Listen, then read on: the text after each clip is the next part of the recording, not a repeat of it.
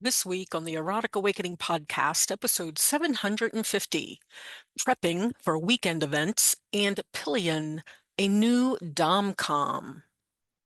Welcome to Erotic Awakening, an exploration of all things erotic. If you are offended by adult topics or prohibited by law, it's recommended you stop listening right now. First, a heartfelt thanks to the amazing patrons of Erotic Awakening, each and every one of you. Your support keeps this podcast going and the education happening. A special welcome to our newest supporter, Glenn. I'm so glad you're here, and thanks for your support. If Erotic Awakening or my books, presentations, classes, intensives have supported you, inspired you, or helped you feel seen, I invite you to join in supporting this work so it can continue. Just visit patreon.com/erotic awakening. Hi, everyone. I'm Dawn, and I'm here this week to continue the conversations on power exchange, polyamory, sacred sexuality, and everything in between. The topic for tonight is prepping for a weekend event. Now, I ran this topic by friends that I'm staying with this weekend, and they're like, Dawn, you've covered that before. In 17 years, yep, probably have covered it a couple of times. But I'm getting ready to go to a weekend event on my own, and I bet you there's some things I'm going to bring up that you haven't even thought about. Or maybe you haven't listened to some of the past shows. Or maybe it's your first event coming up. Or, I don't know, I got some cool things to share. So I have Intrigue coming up. And Intrigue is in Indianapolis, and it is at the end of February. And this is a partial hotel event, which means it's not a hotel takeover like some I've been to before. And it means that there will be vanilla people in parts of the hotel, which is what most events are like. There's only a few that get to do a complete hotel takeover. So let's dive into this. Maybe you haven't been to an event before. Maybe you're just getting back to events after a long break because of COVID. So let's see what there is to think about. I actually get asked some of these questions quite a bit. As I was listing this stuff out so I didn't forget anything, what it reminded me of was a scene from a movie called Best in Show. And this is a mockumentary, I think you call it. And it is about different people that have their dogs in a dog show. And it shows them getting ready for the dog show and how they're packing their costuming and their dog's favorite toys and their dog's favorite blankets and grooming supplies, and how one couple actually brings their own artwork so that when they get to the hotel, they change the artwork out and they have their own bedspread and, just things like that. And I'm like, oh my God, that's kind of what we do when we go to kink events. So I thought I would share all of that. But that scene from that movie came to mind. And so the first thing that you want to know is, what kind of weekend event is it? There's different kinds, like I've already mentioned. There are hotel takeovers. There are partial hotel events where there's different groups at the same hotel. There are outdoor camping events. There are event center events where the dungeon and classes are at one place and the hotel that everybody is staying in is at another place. There are events that have multiple hotels. There are a few other combinations, but those are the main ones that I can think of. Now, the first thing that I'm going to suggest is, once you know what type of event it is, or even before that, is to know what the rules of the event are. You're really going to want to look at this because this is going to give you an idea of what to expect and maybe what to prepare for. I'm all about being prepared. So know the rules. Always read the rules before going. In Maryland, even recently, two of the events that I wanted to go to have a very strong COVID policy. You have to have vaccinations, you have to have proof of it, and you have to test every day that you're there. So know that rule before going, because if you're not vaccinated, you've just bought a ticket and they're not going to let you in. You can argue it as much as you want to. Events are allowed to have their own rules. And I'm sure they're not the only ones that are still doing this. Okay, so read the rules. And then there's something else. Okay, I've been doing this for 25 years. There's usually two rules that I will look at with an event. One is sex allowed in the dungeon? The other one is, are phones allowed? For sex in the dungeon, it's going to depend on the event and it's going to depend on the region. Other things you might want to look at is breaking of the skin allowed? I bring this one up because in Columbus, it's not. You cannot break the skin on purpose. There is no needle play. There is no knife play. There is no anything like that. You cannot whip someone until they bleed on purpose. They're just things that you can't do. You can have all the sex in a dungeon that you want, but no breaking of the skin. And then if you go to some place like the Woodshed down in Orlando, you can't have sex in the dungeon, but you can break the skin. So know what your rules of the dungeon are. Again, that's so that you can be prepared for your weekend coming up. With phones, most kink events will not allow phones in the dungeons or the classrooms or any of the event space. If it is a hotel takeover, that means your phone stays in your hotel room or your car if you don't have a hotel room. They will take them away or kick you out if you have a phone or any recording device. Some kink events allow you to put tape over your phone so that you can still use your note taking and stuff like that and not have access to the camera. For the most part, kink events, phones not allowed. Now at leather events, I just went to a leather event and had my picture taken by all kinds of people. It was not a dungeon. It was an educational thing. It was a panel for leather women and just pictures left and right and left and right. You wouldn't see that at a kink event. So know what your rules are. Know the etiquette of the event. Again, you can learn a lot of this by reading the rules. Don't touch other people, don't touch other people's stuff. Make sure your naughty bits are covered, or it may be grandmother rule, it may be more than naughty bits. Make sure you're covered in other parts of the hotel. Remember that the cleaning staff and the wait staff are not part of the event, so we are not there to try to shock them. Don't out anybody at the event. Don't interrupt scenes. Don't talk loud in the dungeon. Read the rules. Know the etiquette. Another thing to remember that I thought about in the etiquette part is follow the rules for registration. Each registration for each event is going to be slightly different. Follow the rules for it. Some will say, and I've seen this one before, the address that you register with has to match your driver's license. So when you go to check in at the event, make sure you bring your ID. Make sure you bring whatever it is that they told you to bring. If they told you to bring tickets, if they told you to bring your ID, which will be almost 100% that you'll need that, anything like that. Make sure you've got all of that with you. They do not have to let you in if you do not have your ID, and they require you to have your ID. Now, the other big question that I get from new people, and I'm sure I had the same question, is what to wear. Okay, so you've picked out the event, you've registered, you've got your ticket, you've read the rules, so you know what to expect. But now, what do you wear?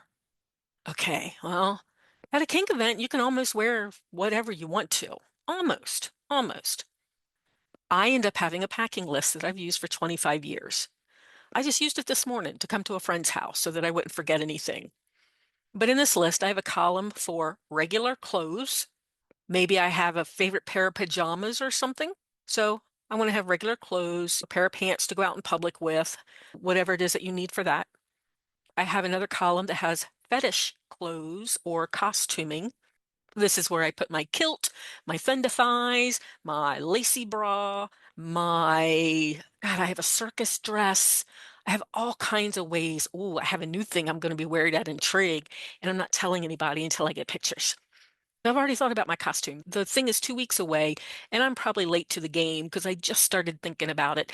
I'm going to be presenting and vending and interviewing people, and I've got company coming to visit me and all these things. So I'm going to make sure I have a list and that I follow that list when I pack my stuff. I think I've got my leather pride dress that's coming with me, and everything fits in my car, so I don't have a lot of options, but I make it work. Anyway, regular clothes, fetish clothes. Is there a pool? Is there naked swim not naked swim Do you need a swimsuit? I always look to see if there's a gym. I know a lot of people use their weekends away to just relax and whatever, but my body likes to go to the gym regularly.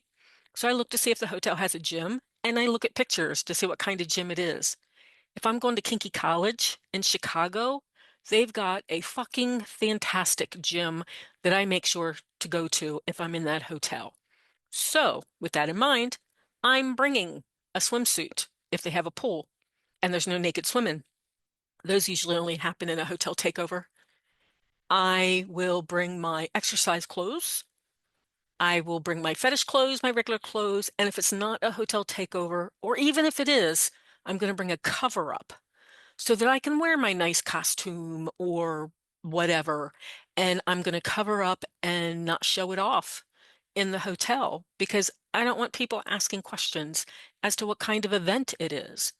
Because if you tell them what kind of event it is, the event can lose their contract.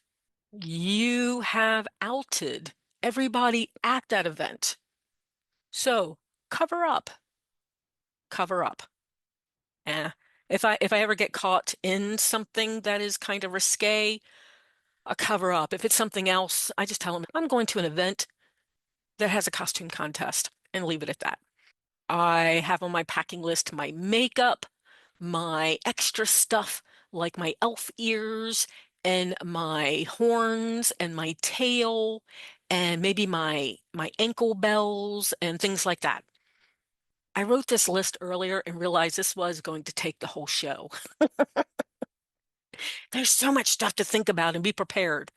The other thing that I like to keep in mind, and I keep this list on my master packing list as well, it's how do I make the room feel comfortable and especially now. So with Intrigue coming up, I've been on the road for 7 months now. I've been staying with friends, I've been staying in hotels, I've been staying with family, but I've stayed in a lot of hotels over the last 25 years and especially the last 7 months. So how do I make it different? How do I make that hotel feel like I am at an event? Well, some of the stuff that I do is I bring things to make an altar. I'm a spiritual person. I like my altar. So I bring my little altar cloth, my Reiki teddy bear that I do Reiki healings with, my stones. I may bring oracle cards, things like that. I may bring battery operated candles and maybe a rope light or some sort of sparkly lights that I can plug in and just make the room look different. Maybe like a party atmosphere. That's what I like. A spiritual altar with a party atmosphere. That works for me. And then I bring music. So I bring some sort of speaker. I make sure I got my music list. I love to have music in the room. Now, you've got your clothes, you've got how to set up your room, you've looked at the rules, so you're prepared for that. Now, it's a weekend of education and play and people. So maybe you want to look at who's going. I always check the RSVP list. Now, for me, I look to see what friends I have going. And that's why on Fetlife, I like to mark people as friends instead of following. Because when I look at the RSVP list, it shows me which of my friends are going. That means I can reach out to them before the event and maybe set up some play dates or some dinner dates or conversation time or anything like that. So I like to see who's going. And that's what I plan on doing. I've already set up one play date. I may set up another play date. I'm definitely going to set up some conversations because I've got people that are going there that I haven't seen in over a year. Some of us run the circuit. Some of us go to more than one event a year. So we see each other there. I'm going to set up some interviews, hopefully, for the podcast. So, yeah, who's going? If you're new, you may not know anybody, but usually there is a group on Fetlife for the event. And if you join that group and pay attention to the conversation, people will chat on there. Some places have Discords now, but most of us still use Fetlife. And maybe there is something called a dance card post put up. And if that's put up, it's usually dominant seeking or tops seeking play, and they list what they're looking for. Or bottoms seeking play, and they list what they're looking for. And you can look through there and see if there's anything that catches your eye and reach out to them and discuss if it's a possibility for play. So it's really cool to see who's going there, right? Do a little bit of homework before the event. Most people anymore set up their play before the event. Not always. Not always. A couple of events have like message boards where you can look for play at the event. So look out for those as well. Usually classes are posted a couple of days before the event.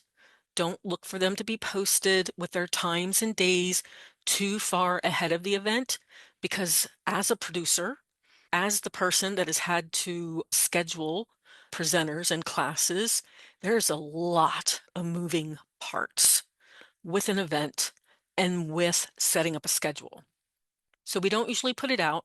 I mean, we'll put the presenters out, the names, the classes they're teaching, but not the actual schedule until a couple of days before the event. So look for it then. And what you're going to need to do is to look through it and see what interests you. What classes do you want to go to? This is such an amazing opportunity to learn so many things. There's usually classes on all kinds of kinks. There's classes on power exchange and polyamory and sacred sexuality, sometimes communication skills or safer sex skills or just so much stuff. Take a look through it and see if anything interests you. Also, make sure that you bring a notebook. Again, phones are not usually allowed. You're not allowed to record things. You're not allowed to take notes on your phone. So you have to go old school and have a notebook. Have a nice little notebook and a pen. Now, when it comes to the classes, you're going to want to read the descriptions. Some classes will say you need a partner to practice this thing in the class. So maybe you want to bring a partner. Or maybe you want to have a partner at the event or a friend, and you guys agree on splitting classes so that you can take twice the notes. I've got friends in Chicago that do that when they go to a Chicago event. There's like a group of 4 of them, and they'll sit down with the whole list of classes because sometimes there can be 5 to 10 classes at a time. So you're going to want to figure out who's going to what and who's taking what notes. So people do love their education in kink. Thank goodness. So are you going to play? If so, I highly suggest getting some clues on how to negotiate. You are going to want to negotiate your scenes. And get some clues on how to vet. Ask around about the people that you want to play with if you have not met them before. Do not assume anything about them, even if they're on the staff, even if they're a presenter, even if they are whatever. Don't assume. Ask around. Just good taking care of yourself strategies. Don't assume anything. Also, if you're going to play, I was just having this conversation tonight. Don't assume that aftercare is going to be part of your play. Make sure you know what aftercare is. And if you want it, make sure you negotiate for it. Don't assume it is part of the package. Another thing I highly suggest to people that are going to a weekend event is to do some self-care. Make sure you bring your meds. Make sure you take naps as needed. For some of us that are getting older, well, we definitely need those naps. That's why we get our hotel rooms. okay? Or we borrow one from a friend for a little while, just so we can take naps. You think I'm kidding? These events will take energy. Oh my gosh. So much energy expended on these events, but naps are a good thing. Showers are a good thing. Food is a good thing. If you have special things that you need, make sure you bring them. I have a stuffed animal that I bring all the time. So do what makes you feel comfortable. These can be intense situations. You may need a soft place to land for a while as you go through your body doing chemical dumps and emotions, and just everything seems much larger at an event. Emotions, interactions, communication, all that type of stuff. So make your room, and I highly suggest getting a room, by the way, make your room your safety nest. Bring your soft blanket. Bring your, I don't know, I even bring my coloring books sometimes because I know I'm going to need some downtime and some down brain time. So I bring my coloring pencils and my coloring books. I do all kinds of stuff like that. I bring my Audible books because I know I'm going to need to take a break, especially after presenting. All right, I touched a little bit on food. Have you thought about food? Are you bringing all of your own food? If you are, does the room have a refrigerator or do you need to bring a cooler? There's been times that I've flown into an event. I can't bring a cooler because of the way I eat. I can't usually eat out. So there was Instacart, and I'd go have someone do grocery shopping for me, or I would get the hotel shuttle and go grocery shopping. But usually I bring my own food. Sometimes I'll bring my own coffee pot because I don't know what kind of coffee pot's going to be in the room, and I drink enough coffee that I need a coffee pot. Sometimes there's a coffee shop in the hotel, but it's like $8 for a cup of coffee. I would go broke. I would go broke with as much coffee as I need during a weekend where I'm presenting. So sometimes I bring my own coffee pot. I'm going to have my own coffee pot at Intrigue. I need to remember to bring my own coffee. And then I'm going to, okay, ideas. And then I'm going to advertise to people that I have coffee in my room and when I'm going to be in my room. So, I think I'm going to do that. How fun. But I like moments like that. I have brought a crock pot before with food in it to share with people. I know others that come to events as groups and they will figure out how to do their food. So there's crock pots, there's just all kinds of stuff. It's like party atmosphere, right? So are you bringing your own food, cooking your own food? If you're having it brought in with a hotel takeover, the food cannot go past the registration counter. They cannot bring it to your room. With a partial, you have to figure out what the rules are. The one I'm going to, no one is allowed beyond the curtain without a wristband. So food would only get to go to the hotel registration desk. Are you going to go out with people? Pros and cons. If it's a hotel takeover event, I don't want to go out to dinner with anybody. I don't want to leave the event. I don't want to put clothes on. So I'm going to bring my own or have it delivered. If it's a partial takeover and I have to wear vanilla clothes anyway to get back to my hotel room, then sure, I'll go out for meals. That's a neat way to get to know people. There's so much, isn't there? At least for me, because I like to think about all the things. The other thing I have to think about is my toy bag. I have a toy bag. Am I bringing the whole toy bag? Am I bringing pieces and parts of the toy bag? Who am I playing with? Do I have my Kickstarter cards? Do I have my Kickstarter cards? I need my Kickstarter cards. I'm going to be negotiating and playing with people, and I need my Kickstarter cards. Do I have my aftercare stuff?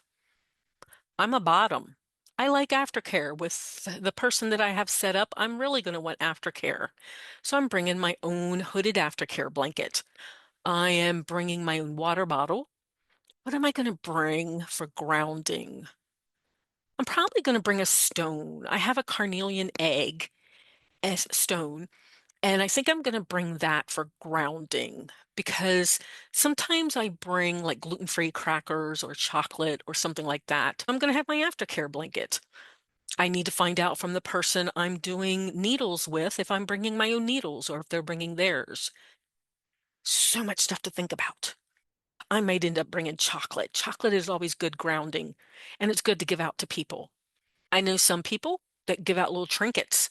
They like to give away stickers or trinkets or chocolates or things like that, just to say hi to people, just to interact. If you're an introvert, do you have a method of interacting? It can be something like oracle cards or stickers or anything like that, any sort of tool that would work to start conversation. Have I blown your mind yet? So many things. But I promise you, you're going to have a good time. Even if you forget part of this stuff, you're still going to have a good time. These are just things to think about. These are things that I'm thinking about for the event that I have coming up that I want to be a fantastic event. So, if you have anything else that you can think of, please let me know. I'll give you my contact information in just a little bit. Well, speaking of events, I've got some coming up. Let me share them with you. And if you would like to be on that list of people to have coffee with me or just have conversation, I'd love to hear from you. I love to have conversations. So here we go. Intrigue in Indianapolis from February 27th through March 1st. I'll be presenting and vending. Evie in Phoenix, March 22nd. I'll be presenting. New Mexico Leather and Kink Fair in Albuquerque, April 11th, presenting and vending. Primal Arts in Baltimore, May 7 through 11, presenting. South Dakota in July. Minnesota for Seek, a submissive retreat in October. Chicago for the Elgin Munchers Kink Expo in October. Satiricon in Madison in November. I also just added in another Albuquerque, maybe another Phoenix, and maybe in Ohio. More info to come as the details get ironed out. And then I got to thinking, I don't think I'm going to schedule anything else for the year. I've got intensives that I am interested in putting together, and I got other places that I want to travel, and I don't want to get tied down to an event. So keep up with all the places I'm presenting or vending, my online classes and intensives and retreats, book news, discounts, and more via the Erotic Awakening newsletter, and get your EA shout out like Charlie Chu in Nebraska. Head over to eroticawakening.com and subscribe today. So, Pillion. Have you guys heard of the movie Pillion? I heard of it a couple months ago, I think, that it was coming out, and I was super excited. So I started tracking this movie when I realized that Alexander Skarsgard was going to be on it. And I really like him. And then I found out that it is a gay DomCom. How cool is that? And he's going to be in leather. And yes, so I want to see this movie. Well, I started tracking it. I started paying attention to it. And then I found out that it was coming out in February, but it's got limited viewings. It's got limited showings. So I'm like, oh shit, where's it going to be at? Well, it is going to be in Indianapolis, and that's where I'm going to be at. So on Monday, February 20th, I got tickets to go see it at a little artsy theater, and it's going to be so much fun. I'm taking people with me.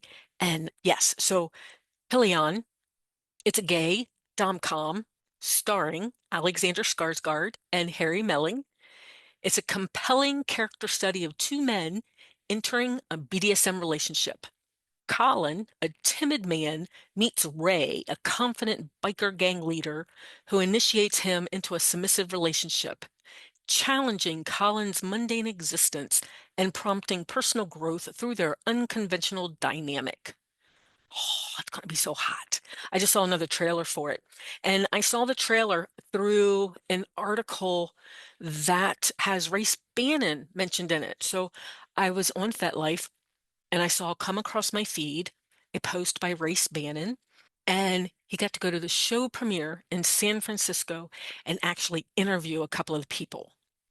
Now, he got to interview the director and the actor. I think it was Harry Melling. It was not Alexander Skarsgard or, oh my God, but it was Harry Melling.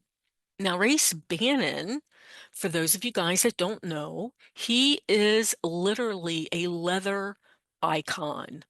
When Dan and I ran for title back in 2010, Race Bannon was part of the history that we had to learn, part of the leather history for our title contest. He's been around since 1973. He's a prominent activist, writer, educator, and speaker in the LGBTQ and leather and kink and polyamory communities. So again, since 73. And I saw that he got to actually do an interview with them on stage. How cool is that? I mean, it's just cool. I don't know. I don't know how much you guys like even are interested in the history of leather and kink and stuff, but it's kind of neat to see oh, he may not like this, but I'm going to call him an elder, to see an elder that gets to do something that's so cool like this, like interview people when there's leather and BDSM in a movie. But okay, I'm going to stop fangirling. But oh, I need to see this movie. Now, someone on FET asked Race, they were saying, I can't find it in my city. I can't even find it close by. Where can I see it? And Race mentioned that it's also on Apple TV. And I'm like, what? So I went to look. And according to Apple TV, it is streaming on there. You have to buy it or rent it. It's not free, but it is available that way, which is going to help those of us that don't have it happening close by, that we can actually go and see it. I highly suggest going out and supporting this movie. It looks fantastic. It's got kudos from Race Bannon. I saw somebody else that mentioned, hey, why is no one talking about this movie? Because it's great. So I'm going to go see it. I'm going to let you guys know what I think. Realize that I'm going to be coming into it with a bias because I like Alexander Skarsgard. And I'll let you know what it's like. Or if you watch it on Apple TV or you have it in your town, write me and let me know what you think. You can write me or find me at Dawn_Awakening or Erotic_Awakening on Fetlife, Erotic Awakening on Instagram, EA Podcast Dawn on TikTok, or just email me at dawn@eroticawakening.com. Be a part of the Erotic Awakening podcast community. You can become a patron of the show and get early access to the podcast, a free copy of the audiobook Polyamory Toolkit, free ebooks, discounts on monthly Zoom classes, member-only Discord, not safe for work channel, and more. Find all the goodies at patreon.com/Erotic Awakening today. And help others find the show. Give us high ratings wherever you listen to the podcast, and most importantly, tell your friends. Join the conversation with other listeners. Use the links from the Erotic Awakening website for our interactive Discord channel, which is open to all listeners. Until next time, may your journey be filled with passion, joy, and a bit of naughtiness. Bye, everyone.